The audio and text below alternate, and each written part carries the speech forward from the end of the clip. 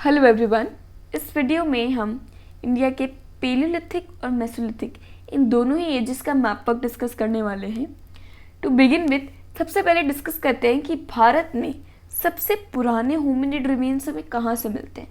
अब देखिए, पेलियोलिथिक और मेसोलिथिक एजेस के टूल्स यानी वेपन्स पत्थर के और जानवरों की हड्डियाँ ये तो हमें भर भर के बहुत जगहों से मिली है। पूरा पूरा भारत में हर जगह से साइट्स हैं। पर होमिनिड रिमेन्स यानी कि मनुष्य की हड्डियाँ पुरानी पुरानी ये थोड़ी मुश्किल से मिलती है हमको। जैसे 5 लाख साल पुराने टूल मिल जाएंगे, पर 5 लाख साल पुराना होमिनिड अवशेष यानी ह्यूमंस की हड्डियाँ ये नहीं मिलती हैं। तो इसका क्या रीज़न है, अभी तक मिस्ट्री है। शायद इनएडिक्वेट इन्वेस्टिगेशन है या फिर इरोजन हो चुका है हड्डियों का, पता नहीं क्या रीज़न है। ठीक है, डिस्कस करते हैं। सबसे पहली साइट जिस सबसे पहला होमिनिड रिमेन मिला था वो मिला था एमपी से। हथनौरा एक गांव है नर्मदा नदी के तट पे। वहाँ से एक जियोलॉजिकल सर्वे ऑफ इंडिया के मेंबर थे अरुण सोनकिया। तो वो जब खोद रहे थे इस बजरी के ढेर को तो उन्हें अचानक से नीचे वाले लेवल्स में एक खोपड़ी मिली। इस खोपड़ी के साथ मिला उन्हें कुछ जानवरों की हड्डियाँ और कुछ अशूलियन औजार। फिर अरुण सोनकिया समझ गए कि ये कोई पुरानी हड्डी है, क्योंकि यहाँ से हमें पेलियोलिथिक और मेसोलिथिक टाइप के टूल्स मिल रहे हैं, तो इसका कुछ ना कुछ मतलब पुराना सिग्निफिकेंस है। फिर जब उन्होंने इसकी डेटिंग किया आसपास, तो ये उन्होंने निष्कर्ष निकाला कि जो उनको ये स्केलेटन मिला है, स्क्रेनियम मिला है, ये एक युवती का था, यानी फीमेल स्कल कैप है। और ये 30 साल के आसपास की युवती रही होगी और इसको नाम दिया उन्होंने होमो इरेक्टिस नर्मादेंसिस। उसकी स्कल कैप की कैपेसिटी पढ़ के उन्होंने सोचा ये होमो इरेक्टिस कैटेगरी से बिलोंग करती होगी।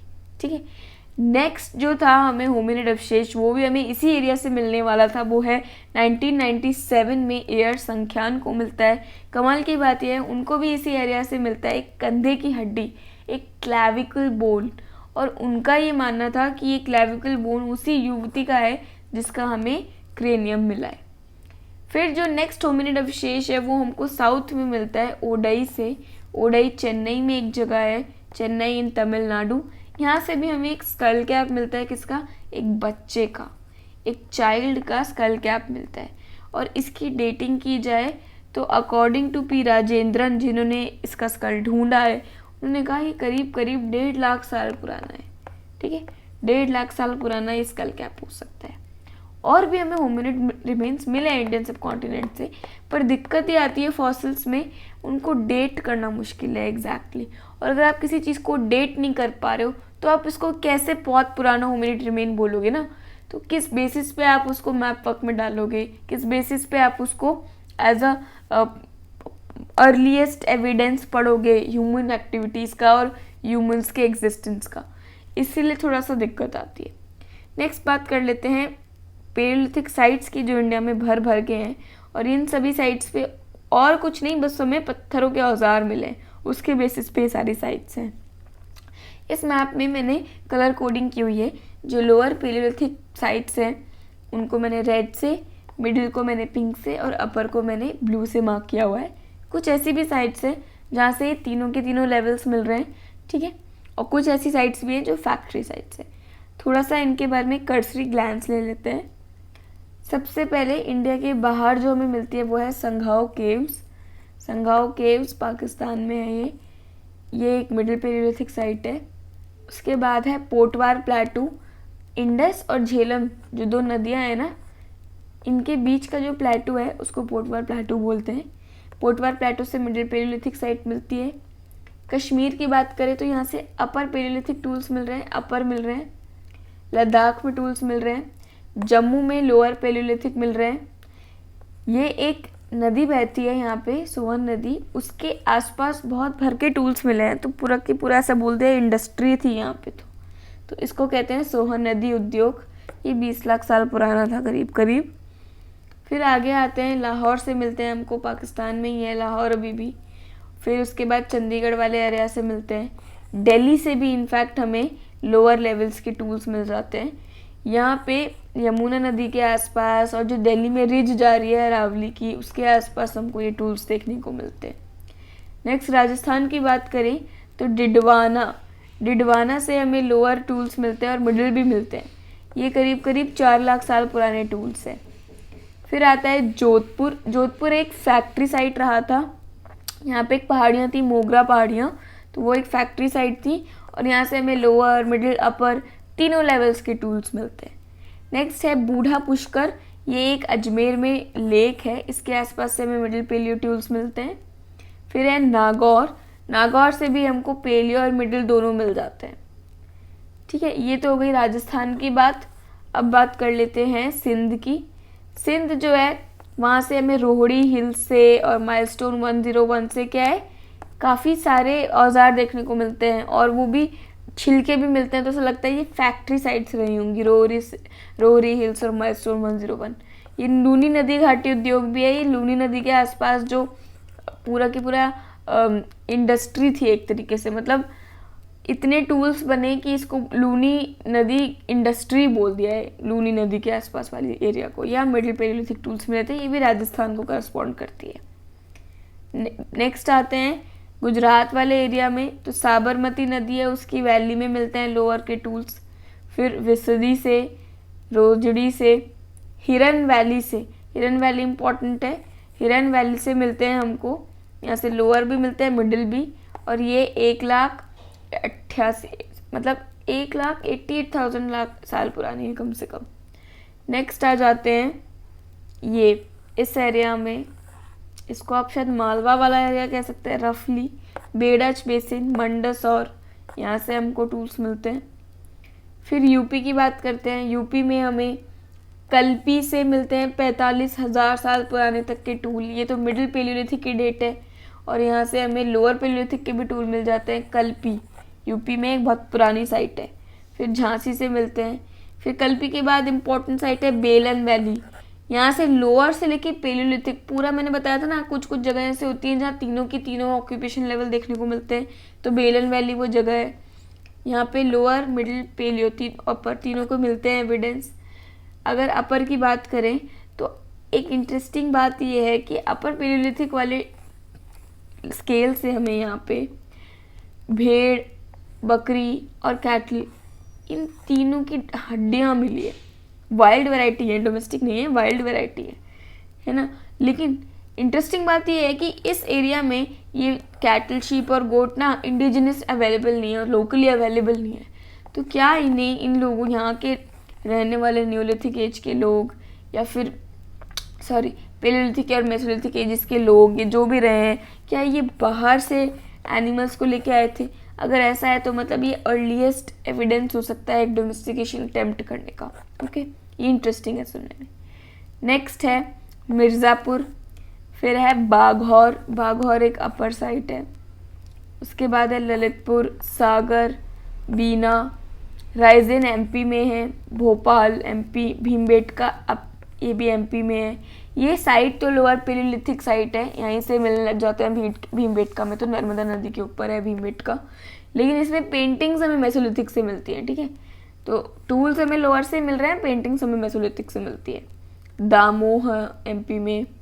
उसके बाद एक साइट है सागर, सीधी, शाहडोल, सुंदरगढ़, छत्तीसगढ़ से बिलासपुर, अंगुल, संबलपुर छत्तीसगढ़ वाले एरिया से, मयूरभंज, केओंझड़, रांची, सिंघभम वेस्ट बंगाल वाले एरिया से, बर्धमान वेस्ट बंगाल से, बीरभूम, मुंगेर बिहार से, पलामाऊ बिहार से, बंकुरा, मेदिनीपुर बंगाल से, हजारीबाग। ठीक है, ये नॉर्थ ईस्ट वाले एरिया से हमें बहुत ज़्यादा साइट्स देखने को नहीं मिलती हैं। नेक्स्ट आ जाते हैं साउथ यानी डेक्कन की तरफ।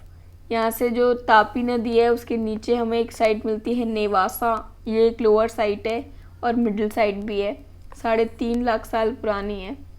इसके नीचे है 40 गांव।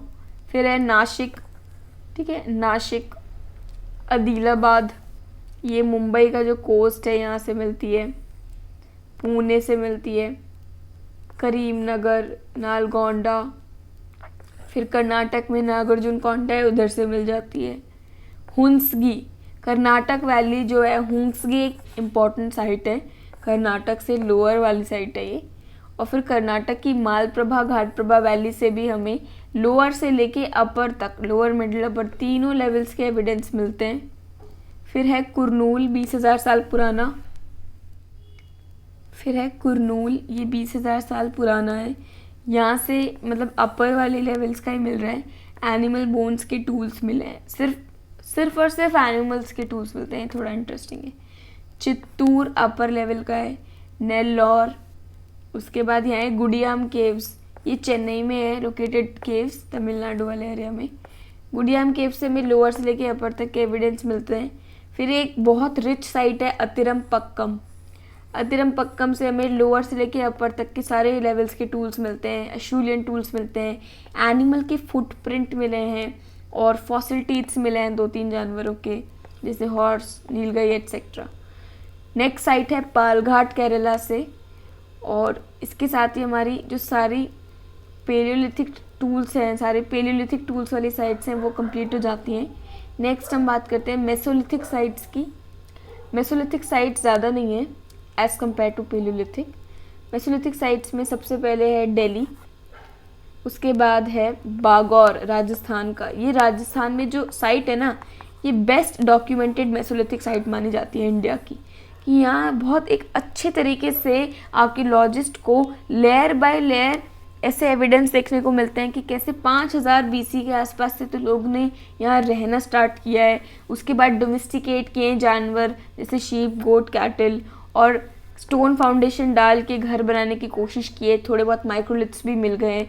तो बागौर एक बहुत ही अच्छे से उत्खनित और बहुत ही अच्छे से लेयर बाय लेयर में हमें एविडेंस देती हुई साइट है, बेस्ट डॉक्यूमेंटेड मेसोलिथिक साइट। बात करें गुजरात की तो लोतेश्वर और रतनपुरा, ये 2 साइट्स यहाँ से मिलती हैं। MP की बात करें तो भीमबेटका से तो हमें माइक्रोलिथ्स मिल रहे हैं मेसोलिथिक पीरियड के, और पेंटिंग्स मिलने लग जाती है मेसोलिथिक पीरियड्स की, ठीक है, भीमबेटका MP में। फिर नेक्स्ट आता है यूपी में काफ़ी सारी साइट्स हैं। एक तो है दमदमा, फिर है महादहा, फिर है सराय नहार राय, ठीक है, उसके बाद है महागढ़ा। अब चौपानी मांडो, आई एम नॉट श्योर कि यूपी में है या नहीं, पर ये देख लीजिए साइट्स, चौपानी मांडो, लेखिया, बागौर 2, ये सारे साइट्स इंपॉर्टेंट है। बिरभनपुर वेस्ट बंगाल से, ये यहाँ पे हैबिटेशन भी और एक फैक्ट्री साइट भी थी। दमदमा की बात करें यूपी की तो ये 7000 BC तक पुराने तक जाती हुई मेसोलिथिक साइट है। यहाँ पे डोमेस्टिकेटेड राइस के एविडेंस मिल जाते हैं फ्रॉम मेसोलिथिक लेवल से। हमने ये पढ़ा है कि खेती जो है न्यूलिथिक लेवल से चालू हुई थी, पर यूपी के दमदमा से मेसोलिथिक लेवल से ही चावल को पालतू बनाए जाने के, चावल का पालतूकरण करने के, उसे खुद से उगाने के अटेम्प्ट्स देखने को मिल रहे हैं। यहाँ से हमें माइक्रोलिथ्स मिले हैं, स्टोन बोन के ऑब्जेक्ट्स मिले हैं एटसेट्रा। सराय नहर राय, ये भी एक यूपी की साइट है, 8500 BC को डेट करती है। यहाँ से बरियल्स मिले हैं और टूल्स मिले हैं एटसेट्रा। महादहा जो है, यहाँ से भी हमें माइक्रोलिथ्स मिलते हैं, बरियल्स मिलते हैं। एक ऐसी कब्र मिली है जिसमें आदमी और औरत दोनों को एक साथ दफनाया गया है। एनिमल बोन्स मिलती हैं, ग्रेव में गुड्स मिल रही हैं, ठीक है, और यहाँ के लोगों को ऑस्टियोआर्थराइटिस था। नेक्स्ट साइट है चुपानी मांडो में हंटिंग गैदरिंग से सेटल्ड एग्रीकल्चर की तरफ जो एक अग्रसर लाइफस्टाइल है वो देखने को मिलती है। हाथ से बनी हुई पॉटरी है यहाँ पे, और टूल्स में माइक्रोलिथ्स हैं, बॉटल एंड डॉग की हट्स बन रही हैं, ठीक है। बागौर 2 एक फैक्ट्री साइट है, यहाँ से काफ़ी सारे माइक्रोलिथ्स हमें देखने को मिलती हैं। लेखाइया एक साइट है जहाँ से बरियल्स और पॉटरी हमें देखने को मिल जाते हैं। बिरभनपुर वेस्ट बंगाल में है, ओके। ये हो गई मेसोलिथिक साइट्स। तो हमने टोटल बात कर ली है पेलियो, मेसो और होमिनिड रिमेन्स की इंडियन सब कॉन्टिनेंट की।